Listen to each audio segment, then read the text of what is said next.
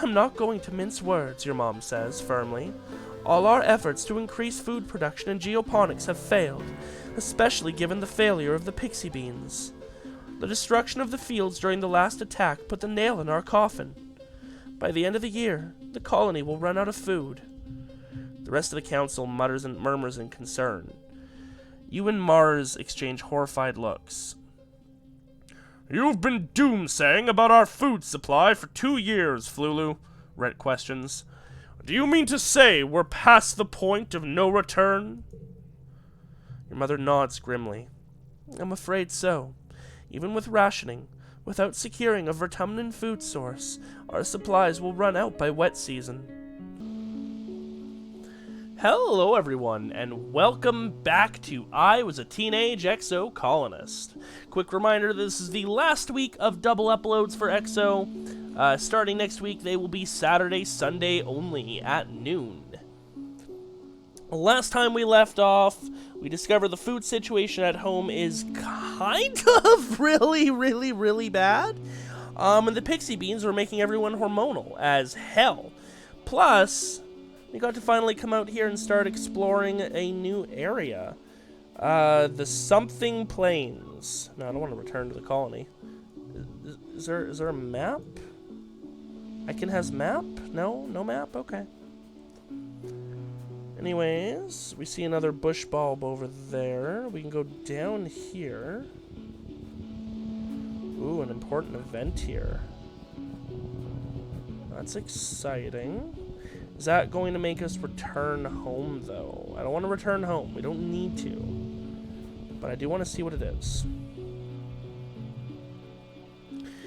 You spy a creature that kind of reminds you of Cal's illicit pet, Socks. A dilly pillar, maybe. Except it's huge. Really long. Like, as long as the stratospheric. Enormous.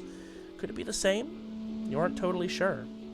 You watch it using your holoculars. So far in the distance, it looks like a train crawling along one of the great cliffs along the wrestling ridges to the west. It crawls down the cliff face towards the Great Plains and not far from you. Stay back and watch from afar. It sniffs around the base of the cliff for a long time. I should have gone closer in. The cliff is made of sparkling iridescent rock, almost the same shimmer as the dilly pillar's scales. Pretty. The dilly pillar starts to eat something. You can't quite see what from so far away. It seems to be eating something that grows on the rocks. It grazes for nearly an hour, then crawls back up the cliff face and disappears, heading west. You take diligent survey notes, but you have another motive. Whatever this creature was eating, maybe Socks needs it too. After it leaves, you investigate the base of the cliff where it had been. There are some scrubby grasses growing there that seem pretty common. You grab a few handfuls of these, and a flower you've never seen before, orange and kind of lumpy. You uproot a few of these as well to bring back to Socks. Better bring these to Cal. Cool, okay, I'm glad I did that. Of course, now we can only really stomach about one more event with no de-stressing before we have to return.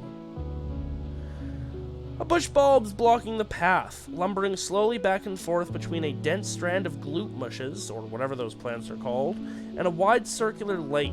It's like it's on some kind of patrol. It growls a warning when you try to squeeze past it, so you back off. From the looks of its eyes, this one isn't letting you through easy. Perception challenge. Come at me, bro. I'm almost at my second perk.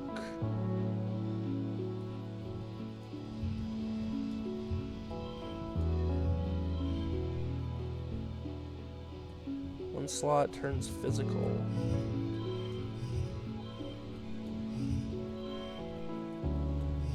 Interesting.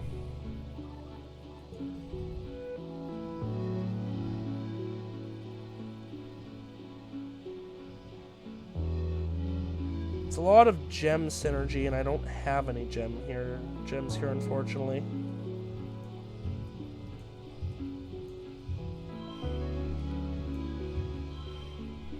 It does kind of ruin that, though, unfortunately. That's fine. We can get 19 here. I'm confident in that.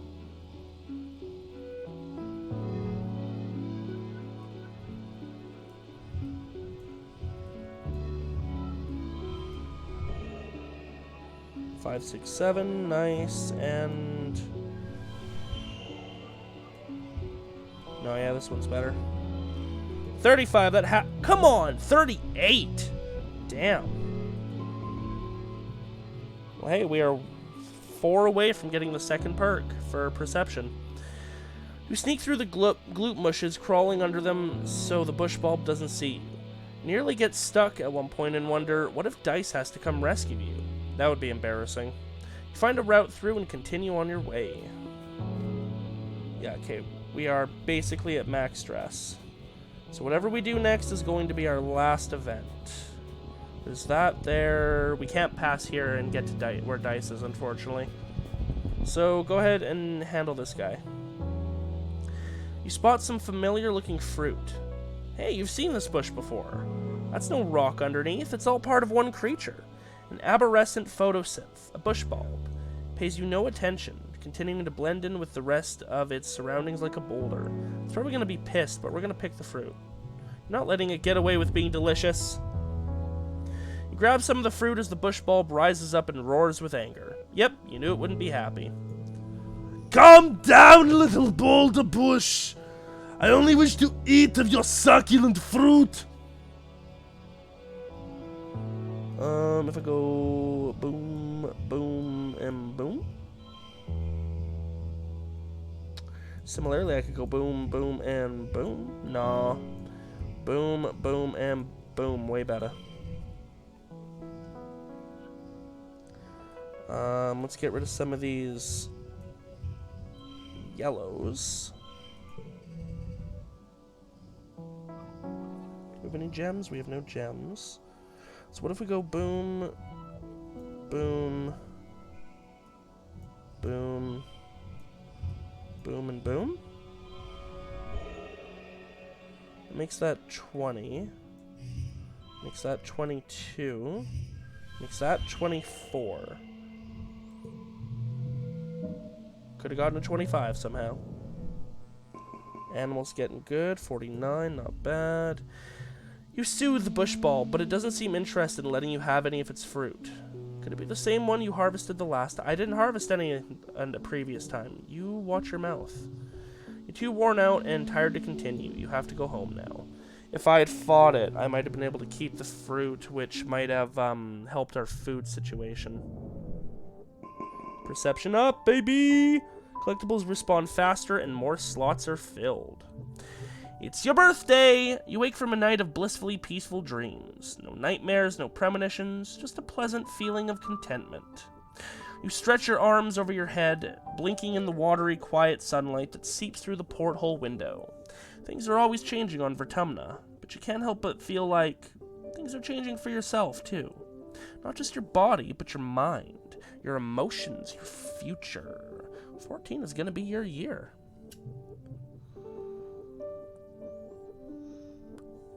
Your parents have been working around the clock since the last attack, trying to get the fields right again in time for this year's planting. Spark snow has already started falling, and every day they come home complaining about having to clear it. They asked you to ping them when you're awake so you can share birthday breakfast in your quarters instead of sitting shoulder to shoulder with everyone else during breakfast service in the canteen. You fire them a message and lie back in your bunk, watching dust motes float lazily in the light. After a minute, there's a knock at the door. It's Antecedent. She sweeps into your room in a bustle of skirts and shawls and sits down beside you on your bunk. "Oh, look at you," she says. "Happy birthday, beautiful. 14 years old." She leans in and gives you a motherly kiss on the forehead. It's been years since she took care of you in the children's creche, but all the kids still call her Auntie and think of her as a close relative. Her sweet baking bread smell is as comforting as it ever was. She sits back and takes one of your hands in both of hers.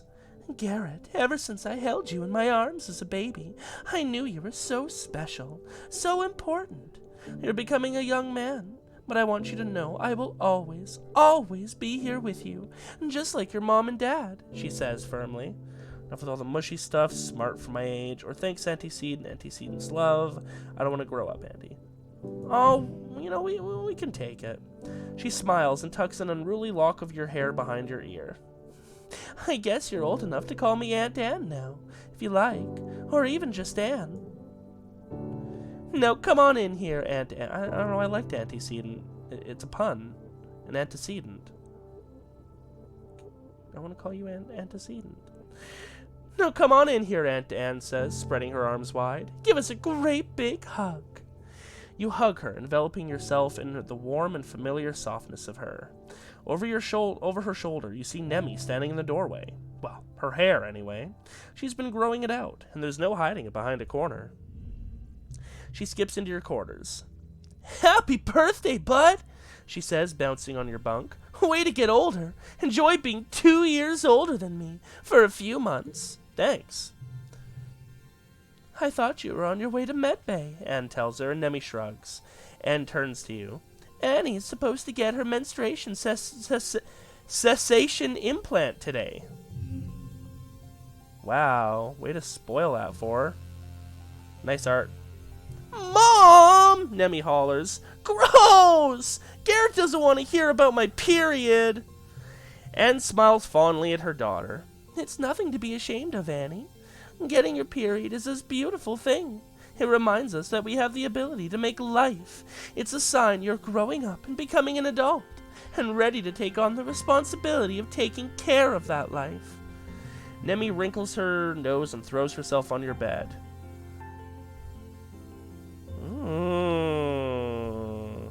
I guess it's time to start thinking about that. I mean, it's her or Tangent. Honestly, we haven't really been going the science route, so maybe we do Tangent another life. Nemi wrinkles her nose and throws herself on your bed. I'm never making life. Ew, pass. Maybe one day the two of us could... Nemi flushes the same color as her hair. Oh, no off, she mutters, scratching her neck. Don't be weird in front of my mom, Garrett. Nemi does look different, in a good way. More grown up. You tell her that her hair is pretty and she rolls her eyes. I just forgot to cut it, okay? She says, avoiding your gaze. Your parents finally arrive, still damp from the fields and bringing in the smell of crisp, tangy snow on their clothes. Oh look, birthday visitors, your dad exclaims. Anne, are you staying for breakfast? Anne reaches into her bag and brings out a stack of tiffins. No, thank you, but I brought your order with me from the kitchen, seeing as I was stopping by. She pats your hand one more time. Happy birthday again, Garrett. He'll always be my baby, even when you're all grown up. Your mom shakes her head as Anne and Nemi leave. Oh, Anne, she laughs, sentimental to the core. She starts laying out the cutlery for breakfast. But I don't know how the colony would manage without her and the children's creche, she says, and points a fork at you. Family is more than the people that birthed you, Garrett, and don't you forget it. You got it.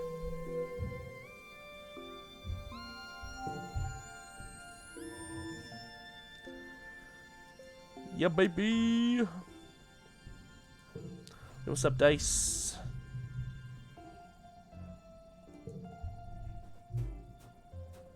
I know I need some time off. I should get my toughness up so that we can do our next event. Tange looks up from her work, holding her stomach as it rumbles audibly. What, again? Who cursed me with a mortal form? I did not ask for this. She reaches into her bag and pulls out a protein bar. The downside to requiring less sleep is that the body burns more calories while awake, she says, taking a bite. My caloric intake is much higher, similar to that of a bodybuilder, which is fitting as I do have the strongest brain in the colony. Yeah.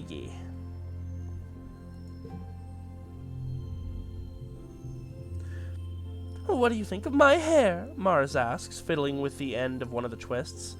I see you eyeing it. I'm growing it out. She sighs and buries her hair in her hands, face in her hands. It's so boring here. I am literally watching my hair grow. That's debatable. Mars would never stoop to using her fist to get her way, but she loves a good fight nonetheless. I mean, we did see her get into a hair-pulling fight. You ask her what she would have done differently if she'd been the captain of the Stratospheric when you landed, and her eyes go wide. She launches into a laundry list of shoulda wouldas, and whatever she says she would have done, you offer reasoning for why it wouldn't have worked. Cool. After a little while of this, Mars is positively invigorated. Wow, you really thought about all this, didn't you? She says, cracking a little smile. You're totally right. It's a lot more complicated than just making decisions and telling people what to do. Thank you. It's so important to have people like you around to keep me on my toes. She cracks her knuckles. Okay, but when I'm governor, I will do so much better than the adults can. Sorry, hon, that's my job. You shan't have it! Share some gossip. Dishing the dirt. I saw a speech bubble over here. Thought it was from one of the parents. Huh. Memes. Cal trundles by you with an empty wheelbarrow. Hey, Garrett, he calls out. Get in! We're going planting! Do I have any gifts for you? I don't think I do.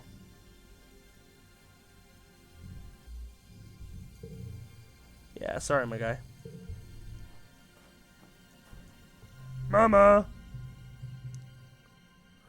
Your mom mutters to herself as she pulls potatoes from the ground in clusters barely larger than your palm. Still, you hear her say before her head jerks up and she sees you standing there. I didn't see you there, Garrett. What do you need? Her daddy. That's not a new one. Okay, well, we have to de-stress, which sucks because we have that boost up there from Heroic. Should last one more thing, though. We are going to try and build up our pet. Hey, Squirt, your mom calls out to you. Don't you think it's time you started thinking about what you're going to do when you're older? You look at her in confusion. Isn't she always telling you to stay in school? She chuckles. You gotta think about it sometime, kid. How about you come join your folks on the farm? If you think you're up for it. No. You need to brush up on your life sciences before you're ready to become a farmer. It's a complicated job. Yeah, no thanks.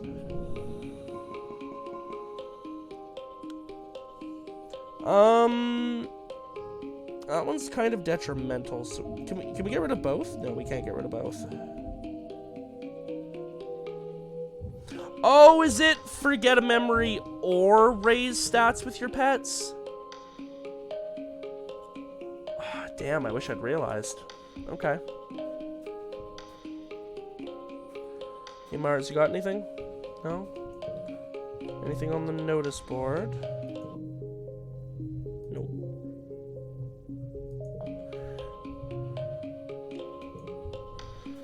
We should do a little bit more work. But I'd like to get everything fully explored while we can.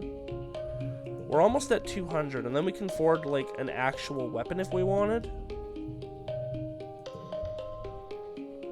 Oh, hey, I should be giving some gifts to people. Have a log. Have a root.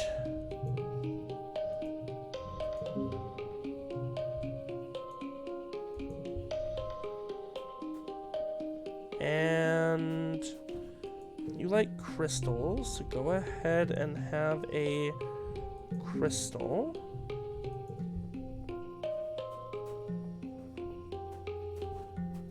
And a dice. Do you like crystals? I've been learning about a lot of systems, Dice says, writing on his hollow palm. Like the water cycle and the nitrogen cycle, food webs and decomposition. Stuff like that. It's pretty cool, even if it's all textbooks from Earth. He looks wistfully out at the wilderness. There's so much we don't know about this place. Have a fruit, my guy. Cool. And you know what? Let's be thorough. Everyone gets a gift this month. Have a crystal. Yee. Alright, and then we are heading back out.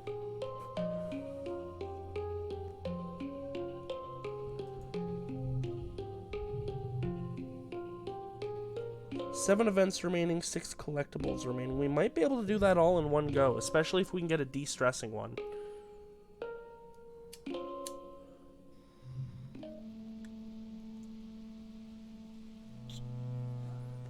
Okay, so there are 6 collectibles I have not picked up.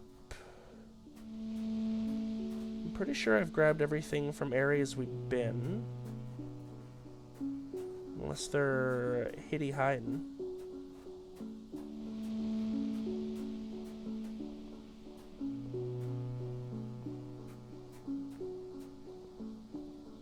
Okay, this is where we left off. We did that event. A series of small circular pools chained together to form an impassable body of water. You don't see an obvious route through, though the path does continue off in the distance on the other side. Look for a place to cross.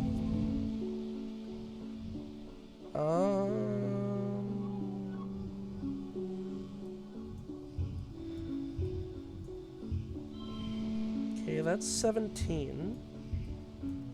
That's 14. Yeah, go for it then. Ooh, good decision. 2, 4, 4, 5? 23, not bad.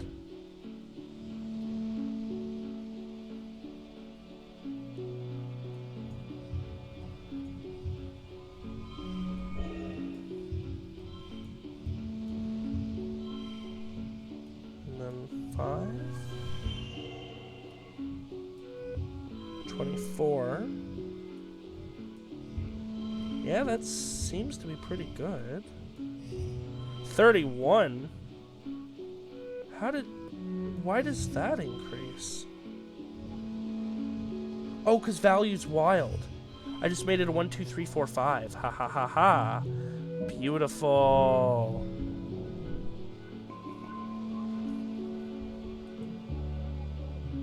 There's a narrow place where 2 pools meet that you think you can leap over. These little ponds look too small to house anything really dangerous. You hope. You approach the water's edge. Leap of faith! You make it over the narrow gap. Nice. You feel empowered. Cool. Okay, that's 6 events left. There's one of those collectibles. 5 of them left. There's another one. 4 left. There's another one. 3 left.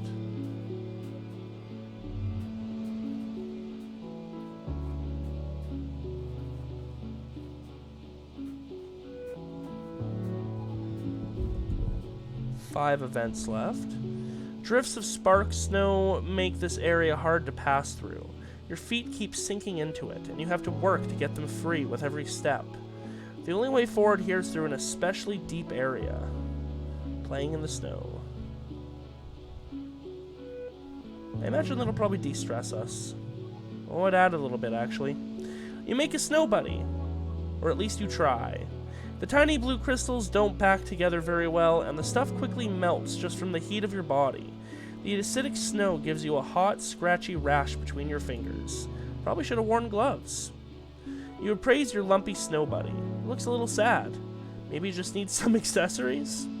With some twigs and grass and a weird kind of jelly you find seeping out of the ground, you give your buddy antlers and fur. Kinda looks like a snowy bush bulb. Well, that did not go how I wanted it to.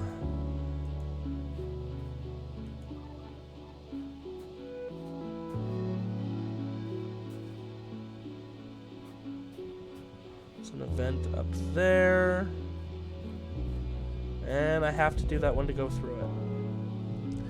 The water on the pond, in this pond, is a slightly greener color than you're used to seeing. It smells sweet, but kind of acidic too. That's odd. We're going to identify it, not just randomly drink it. Yeah. You collect a sample to analyze, then hide yourself under some large mushrooms to watch the local fauna come and go. The smaller creatures sniff the water, but leave without drinking. Then a massive creature lumbers over. It's easily 3 times your height. Your holopalm identifies it as a balneal photosynth, a docile creature that feeds only on algae by filtering water through its long snout. It lifts a leg and... oh! +2 biology, nice. Man, we really did not need to take absorbent brain. It has not done us well. This pond must be where the Balneal photosynths mark their territory. You check your analysis results to confirm. Yep, it's literally brimming with Balneal piss. Good thing you didn't try to drink it. Ew. Okay.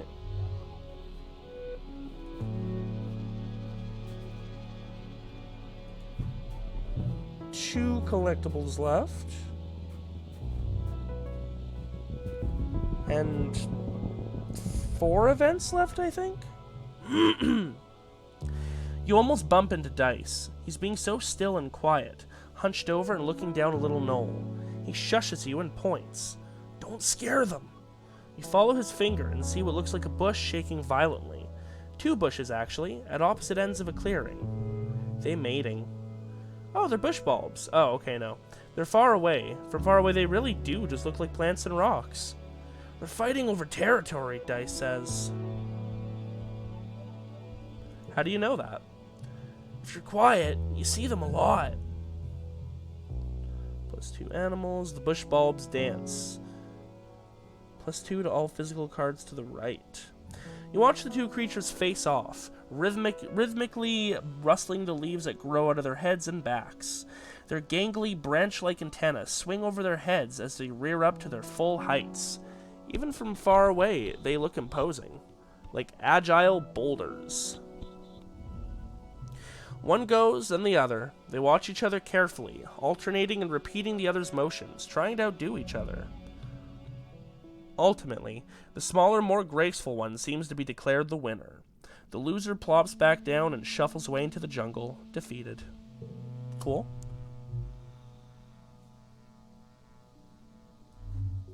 I'd really hate to leave one event left uncleared, so I'm hoping we can de-stress from something.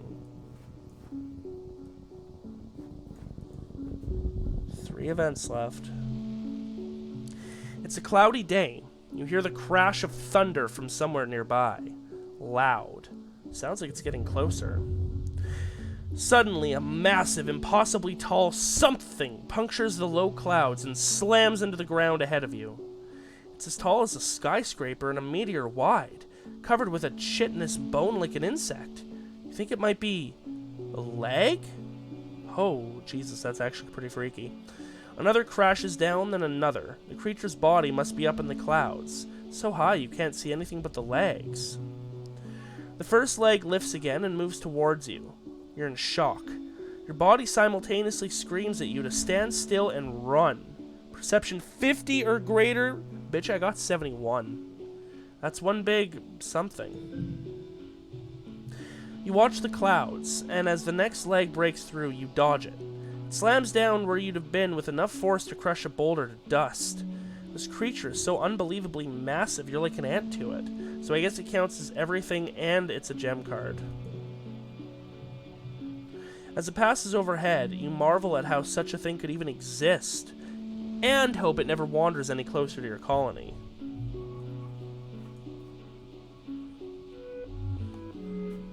Yeah, if we don't de-stress from something, or if we get extra stress from anything, we won't be able to complete the last couple of events. Although this is the end of the path. Hey, Garrett. Dice greets you cautiously as you pass on the narrow path. Hey, do you wanna, me to show you something? Dice almost never makes overtures of friendship. Whatever it is, it must be pretty cool. You always find the coolest stuff. You follow him for nearly a half an hour. A couple of times he stops to listen for something, then continues onward, tromping through the fields of broad-topped mush trees and swaying antler ferns. After a while, you start to wonder if he's just lost. You're about to say something about it when he holds his hand up for silence and directs you to crawl under a huge mushroom. On the other side, you have a view down to one of the perfectly round ponds. Taking up most of it is an enormous Xeno, its legs deep underwater. It's a Balneal, Dice tells you. They live in the swamps. You don't usually see them here. This one totally seems at home. It dips its long neck and even longer mouth into the pond, sucking up water from the bottom and spewing it out of a back of its head. A hole at the back of its head. Spout at the back of its head. I can read. Lots of animals. Close to ranking that up, too. The spray of beautiful turquoise water sparkles in the sun. Tiny, colorful bird-like creatures dart around it, catching the tiny fish that come spraying out. Sit and watch quietly. You enjoy the pretty scene together. Cool.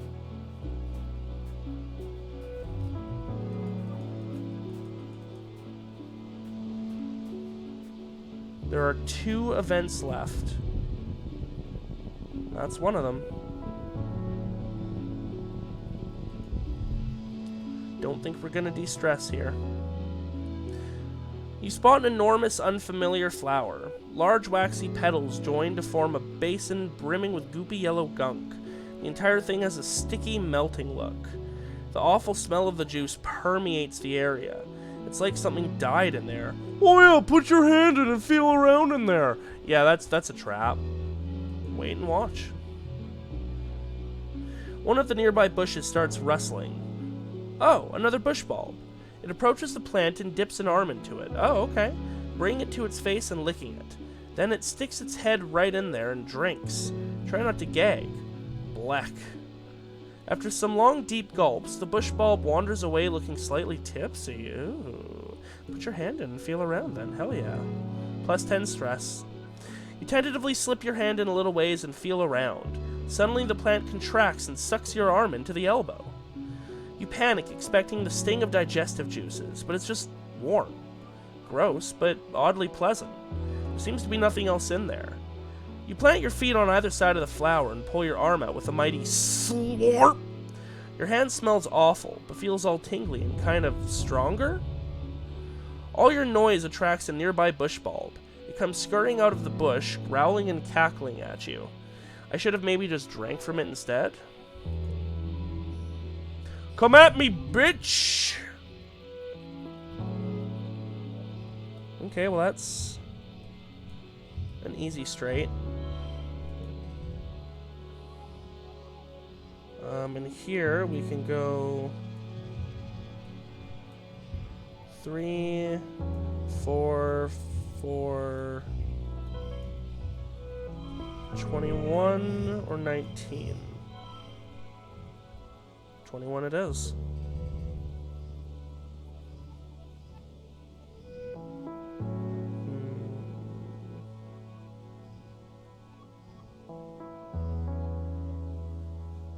I don't want to use that Mars one. So what if we go bing, bang, boom, boom?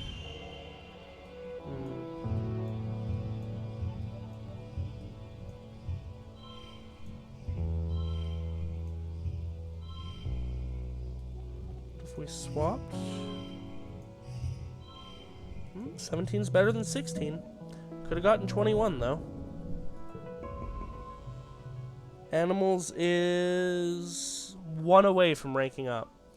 The funny creature rears up and stomps the ground intimidatingly, but by reading its body language you realize it's just trying to make you move away from the big flower.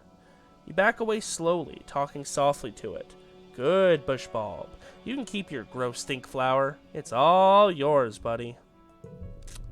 Guess we're gonna have to come back later then. That's unfortunate.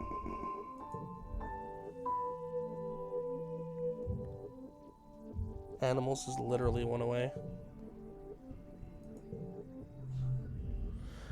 You catch Dice on a ridge overlooking the wilderness, bobbing his head along to something playing through his hearspeak. He doesn't notice you walk up. He jumps when you tap him on the shoulder and scrambles to turn off his hollow palm. Don't sneak up on me like that, he grumbles, then flops backwards on the grass to look up at you. Did we pass his 50 mark? We did, that's why we're getting this. Then flops backwards on the grass to look up at you. Man, I was just getting to the good part of the song. What are you listening to? Dice looks away. Just some old music from Earth. You probably wouldn't like it. Is it Queen? Oh, I bet this is the song.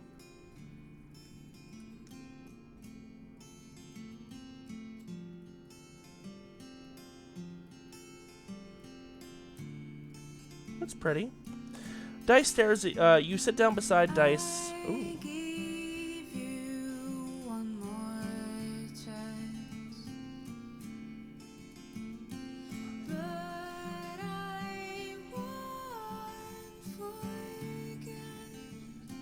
That's pretty.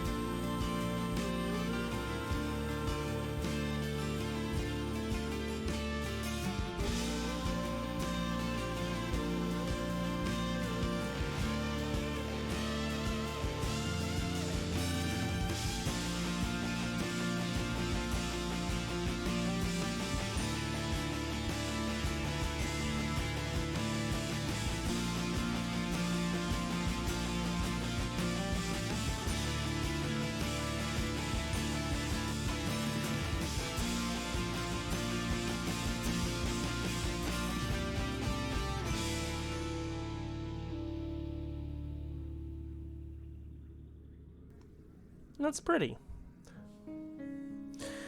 You sit down beside Dice and extend your hand to link your hollow palms. Dice stares at you for a few seconds before pressing his palm to yours, and music floods your brain through your ear to speak. That was actually a really pretty song. Dice takes his hand back and weaves his fingers together, timid. I listen to a lot of Earth music, he says. Do you like it? That was fantastic. Dice cracks a small smile, relieved. Good, he says. It's my favorite album right now. I always listen to the same album on repeat. It's comfort music. I really like her voice. Yeah, I'm very prone to get like fixated on a song and just loop it for like literal hours at a time, many days. I go through song obsession phases. He stares into his lap. Sometimes I feel like the lyrics are about me, he admits. They're just so deep. Like my soul really gets this kind of music. But don't tell anyone, okay? Makes me feel better thinking that someone knows my pain. Even if it's just a dead Earth woman. Sounds deep, man. Dice nods and closes his eyes. Man, we need to get you some pot. I think you could really use a joint. Yeah, he replies. I have a lot of time to think. Not like everybody else here.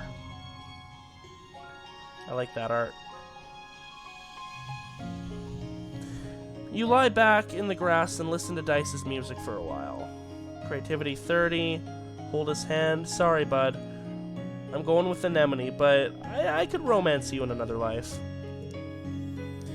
You bring up your hollow palm and cue up something different. When it starts playing, Dice frowns. I don't like listening to new things, he says. I just want to listen to my own music. I like this song as much as I like you. Oh my god. It's good to broaden your horizons. A strange, secretive look passes over Dice's face. My horizons are pretty broad already, he mutters, his face turning a little red. Aw, I think he's into me, though. Sorry, my guy. Aw, I didn't mean to lose a bit of friendship with you. No. Dice shrugs and cuts the connection between your hollow palms. Aw, I should have just been quiet and listened.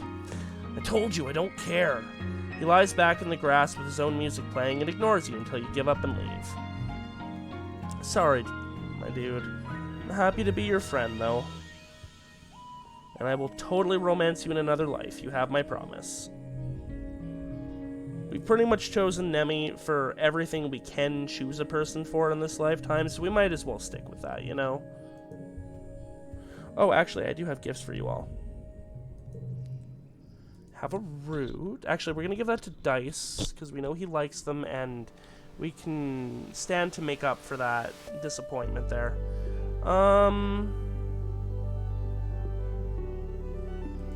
Have a flower. She likes yellow flowers. I suppose this might be of scientific interest, Tange says, analyzing the flower. She pulls the petal off and looks at it. Yes, I'll have to take a look at this under a microscope. Oh wow, we can just flirt with everybody now. I hope you find it useful. Sorry, I will not be a man whore and flirt with literally everyone. You, my dude, can have a log. I know you don't much care, but it's something. You're a crystal gal. So go ahead and have a crystal. Nemi. I haven't found any eggs in a while.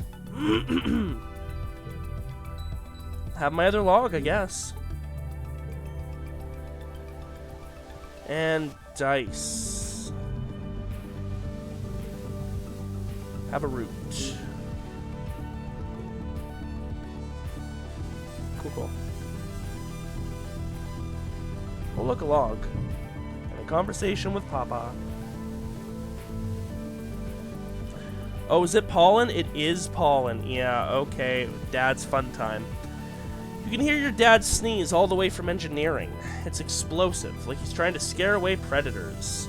He's wiping his nose as you approach, on a handkerchief blotted with shimmering pink. Lately, he's also surrounded by a fine dusting of pink pollen that clings to him wherever he goes. You keep brushing the glitter off things in your quarters. He gives you a hug, then brushes pollen off your shoulder, laughing self-consciously. You haven't heard him laugh much lately. He's been working hard to improve the colony's food supply. He's showing signs of malnourishment too, though your mom is worse. You're worried for both of them, I am. Your dad's skin is kind of shiny in patches. He sees you staring and rubs his hands over his arms. Sparkling dust poofs off him in little clouds, scintillating in the light. Oh yeah, that's a new symptom, he says. Seems harmless, though. Should be wearing your f***ing mask! And hide your beautiful face, your dad laughs, rubbing his nose. Especially now that it sparkles. He makes a big show of checking his pockets. Huh, I guess I must have left my respirator back in the greenhouse. Ugh! Why can't he just take care of himself? Your dad sniffles. Gosh, I feel like someone stuffed a whole potato pod up my nose, he says. Like I could just poke a stick in up there and pop! Fresh potato juice. Ugh, Dad, gross. He just grins. What? It's true! You follow his gaze out into the fields and to the lands outside the gate. I wonder if the foragers could use an extra hand, he muses to himself. Yeah, maybe I'll join them out there tomorrow. Neither of your parents is taking proper care of themselves. They're stressed out from the poor harvest and low food supplies. They try not to let you see it, but you can tell. Maybe your dad is right. A little seasonal illness is nothing compared to the danger of running out of food. Yeah, we really need to get you guys some food. I mean, all of us, technically, yes, but... Concern. Okay. We're gonna try yet again to bond with our damn pets. No forgetting things.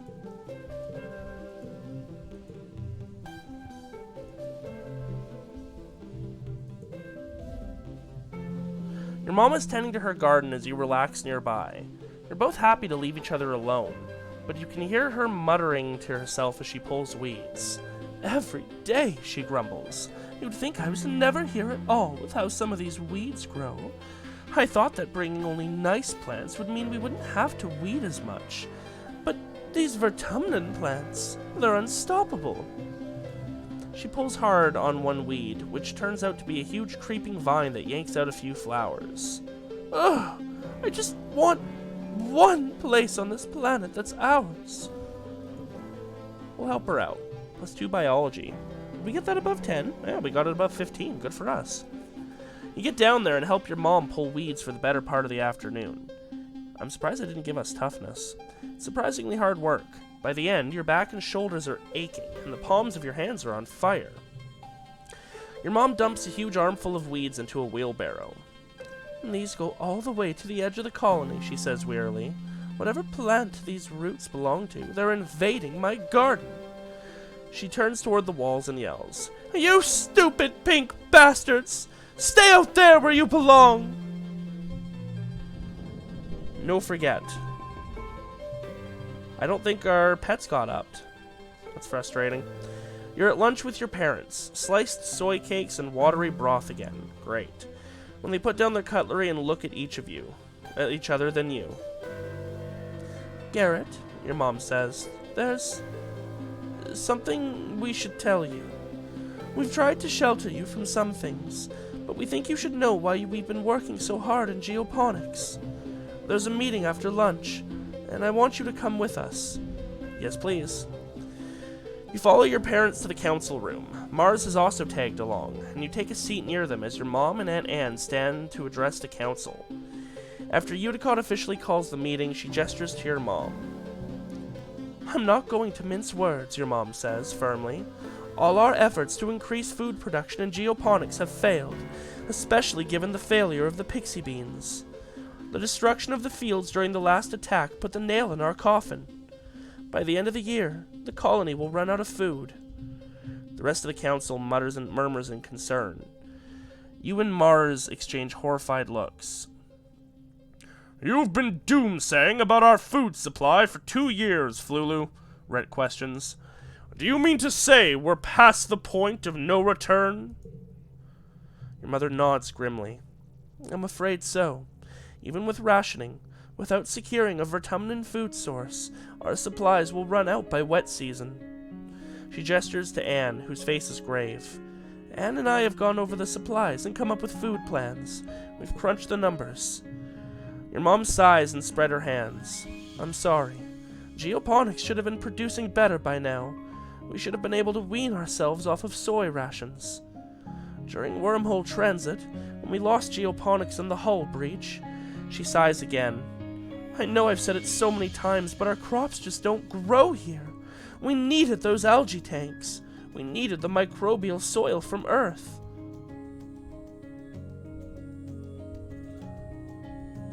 It's not Mom's fault. It's not. The survival of the colony shouldn't rest on one person's shoulders. It's not fair. She's been working harder than anyone. She did everything she could. The council mumbles agreement.